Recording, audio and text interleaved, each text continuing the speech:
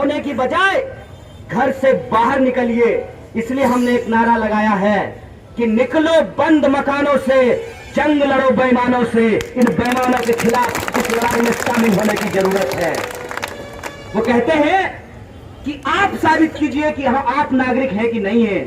हम कहते हैं बेईमान तुम साबित करो कि हम नागरिक हैं कि नहीं है। हम क्यों साबित करने के आए कि हम नागरिक हैं कि नहीं है? कोई आकर के आपको कहे कि आप चोर हैं, आप आतंकवादी हैं, तो आप उसकी बात को मान लेंगे?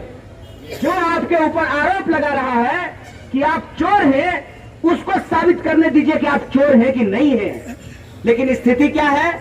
हम खुद ही परेशान हो रहे हैं। बाप का डॉक्यूमेंट खोजने के लिए परेशान हो रहे हैं। सच्चाई क्या है इस देश में? सच्चाई यह है कि इस देश के 100 में से 80 लोग ऐसे हैं जिनके पास दादाजी का कोई डॉक्यूमेंट नहीं होगा। क्यों नहीं होगा?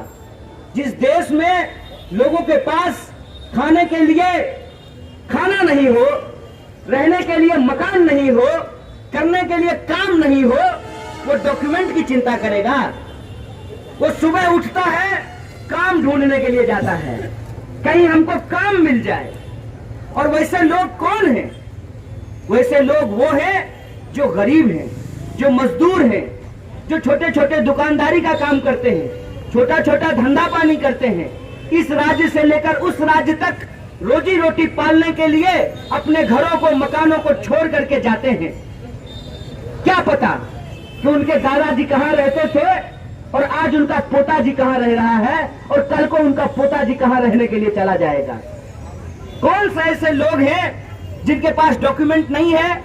जो इस देश के गरीब लोग हैं, जो चाय बागानों में काम करने वाले आदिवासी हैं, फैक्ट्रियों में काम करने वाले मजदूर हैं, ईंट भट्टों में काम करने वाली महिलाएं हैं।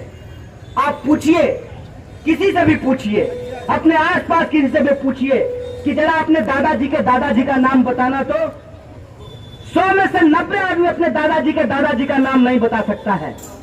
ये कैसी बेईमानी शुरू की गई है कि आज हम इस देश में रह रहे हैं, इस देश में हम वोट दे रहे हैं, इस देश में हम अपनी भूमिका निभा रहे हैं, इस देश की अर्थव्यवस्था को चला रहे हैं, इस देश के खेतों में फसल उगा रहे हैं, इस देश की फैक्ट्रियों में काम कर रहे हैं, इस देश के बाजार में दुकान चला रहे हैं, इस देश में रोड पे बस और ट्रक की ड्राइविंग कर रहे हैं।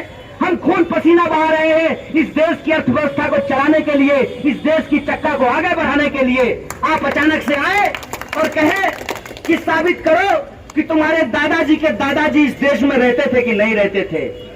यही सवाल अगर पूछ दिया जाए इस देश में अमित शाह के मालिक मोदी जी को कि तुम जरा अपने दादाजी के दादाजी का डॉक्यूमेंट लेकर के आओ, तो वो डॉक्यूमेंट लेकर के आएंगे?